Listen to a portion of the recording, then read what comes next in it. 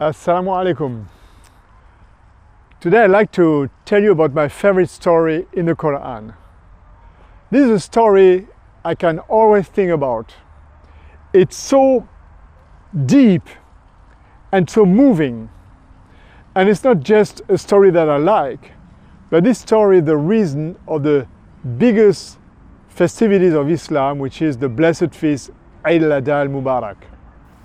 Sometimes called, like in Turkish, Kurban Bayramı, or in Africa, Tabaski. The commemoration of the sacrifice of Abraham's son. Abraham in the Quran has a central position. His name is mentioned 99 times. And by the way, if you go to Mecca, for example, most of the things you do during the Hajj, during the pilgrimage, have to do with Abraham. Abraham is considered the father of the Jews, of the Christians, and of the Muslims. In Surah 4, verse 125, it is said that Abraham was a Hanif. He was somebody walking against the crowd. Somebody who did not follow paganism in his time, something we find in the Bible. And one reason why I like this story is also because it's in the Bible, and as you know, we're here to compare the Bible and the Quran. So we have the same story in the Bible and in the Quran. In the Bible in Genesis 22, and in the Quran in Surah 37 called Safat. We're not going to read it, but I'd like to tell you what happens here. The Quran and the Bible said that one day God called Abraham in a dream. And that's where some people say, well, was it a dream coming from God or not? We can argue about that because the dream is very strange.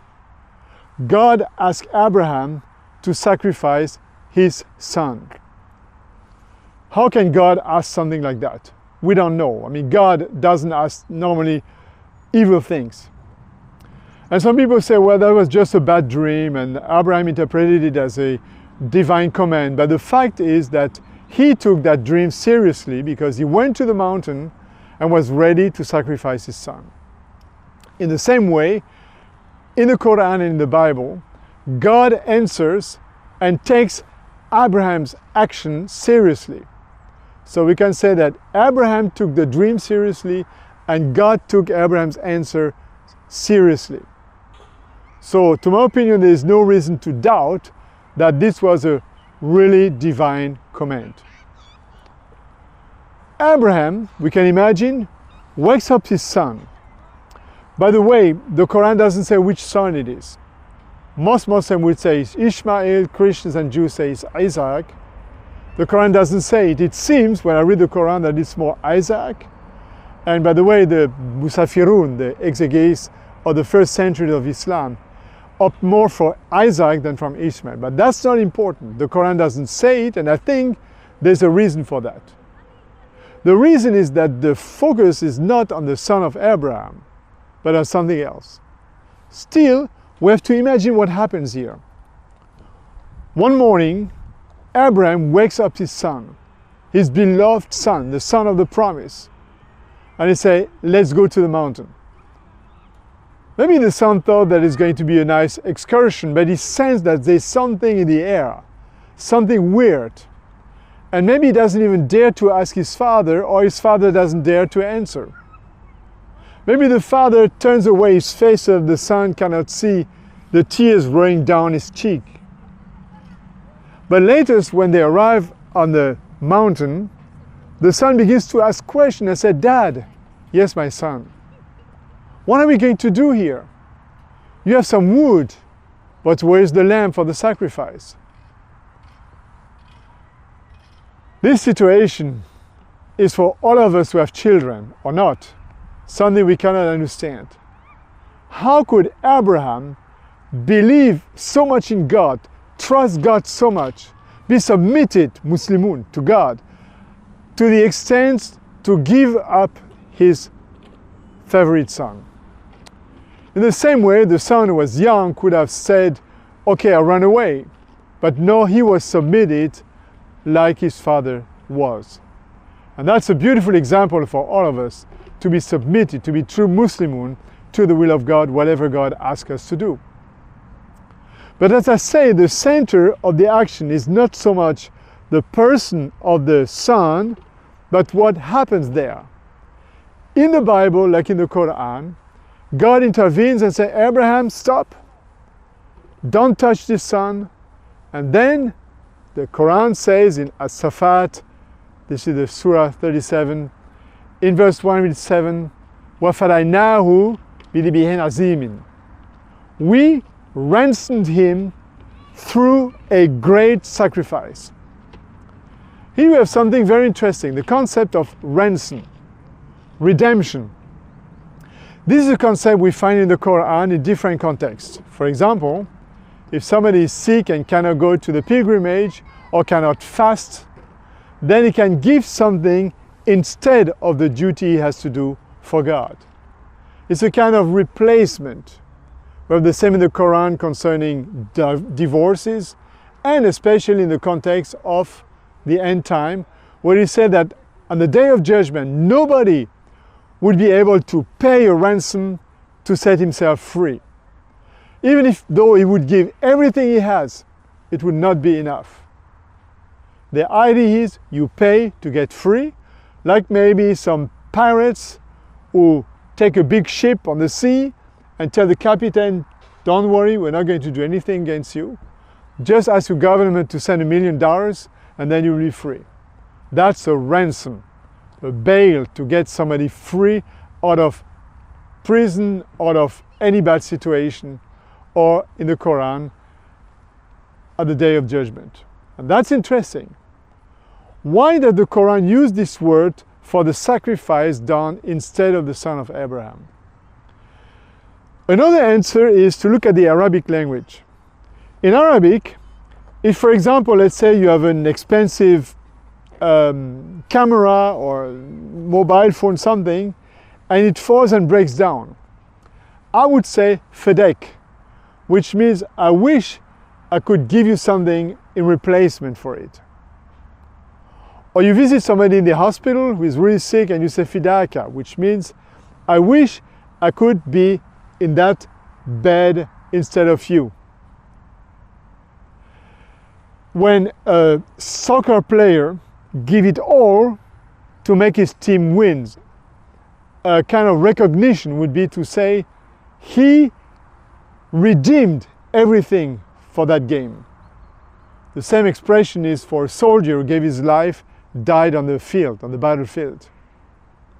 And also we have the word fidayin, which is somebody who is ready to die to restore the honor of his country. All these mentions of fada, implies a couple of things. First, the idea of a substitution. Secondly, this substitution happens not by law, but freely, out of mercy. I wish I could do it. And all the time, the person is ready even to die, to go until death, to redeem the object, the person he wants to redeem. That's interesting because the Quran used that word, and God speaks here, say, وَفَدَيْنَاهُ, we ransom the son of Abraham. So what is God doing here? Well, to understand this, we have to see how he's doing that.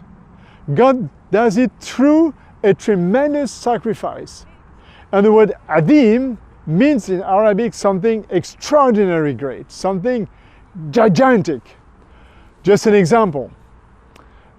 In the Surah Al-Baqarah, the Surah number 2, Al-Baqarah means the cow.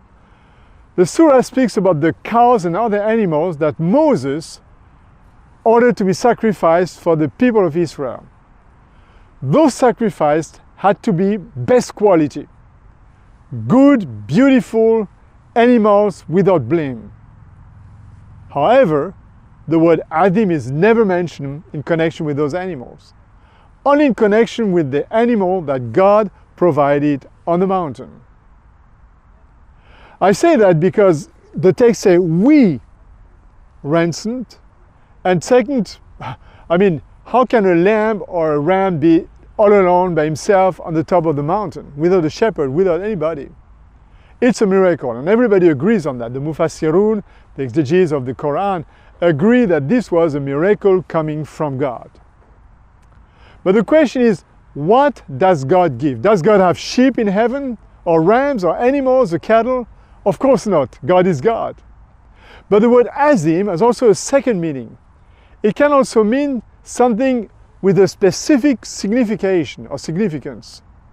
In other words, this sacrifice has a special meaning. What is the meaning of the sacrifice? Well, this is something I don't want to answer now, because I just want you to appreciate this story first by realizing that the story of Eid is not just about having a good meal together with family members, or even to share the meat with the poor, but it has to do with something that God gave to save the life of the son of Abraham, and maybe something that saves our life as well. And that's why many Muslims, when they sacrifice the animal on Eid al-Adha, they say that if they didn't do that, they would have to sacrifice their own son. So they are aware that this sacrifice is something real for them to save life. God sends something to save our life. What it is, who it is, again, think about it, and maybe you find a solution. Just to help you a little bit, next time I'm going to talk about my favorite text of the Quran, and maybe it will help you a little bit on that. For sure, I want you to think about this story that is so beautiful, so touching, about somebody who was ready to give everything for Allah, which is Abraham and his son, of course, but also how God will answer by giving something more precious than the son of Abraham. God bless you. Barakatullah. Assalamu alaikum. And let me continue my nice walk here close to this beautiful mosque.